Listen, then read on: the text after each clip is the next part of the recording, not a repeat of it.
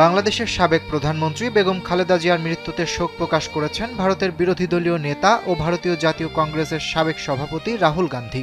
Social media platform এক্সে দেয়া এক পোস্টে রাহুল বলেন, বাংলাদেশের সাবেক প্রধানমন্ত্রী বেগম খালেদা জিয়ার মৃত্যুর খবরে গভীর দুঃখ প্রকাশ করছি। দীর্ঘ জনজীবনে তিনি দেশের রাজনৈতিক যাত্রায় গুরুত্বপূর্ণ অবদান রেখেছেন।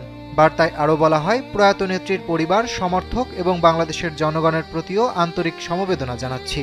এদিকে খালেদা জিয়ার মৃত্যুতে ভারতের প্রধানমন্ত্রী নরেন্দ্র মোদীও গভীর শোক প্রকাশ করেছেন। নিজের ভেরিফাইড এক্স অ্যাকাউন্টে মোদী লেখেন, বাংলাদেশের সাবেক প্রধানমন্ত্রী ও বিএনপি চেয়ারপারসন বেগম খালেদা জিয়ার মৃত্যুতে গভীর শোক প্রকাশ করছি। তার পরিবার এবং বাংলাদেশের সকল মানুষের প্রতি আমাদের আন্তরিক সমবেদনা।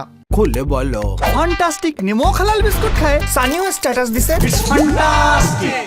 সর্বশক্তিমান তার পরিবারকে এই অপূরণীয় ক্ষতি সহ্য করার শক্তি দান করুন।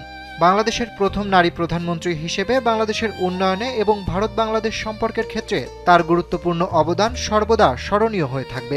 এছাড়া দেশটির পশ্চিমবঙ্গ রাজ্যের মুখ্যমন্ত্রী মমতা বন্দ্যোপাধ্যায়ও গভীর শোক প্রকাশ করেছেন।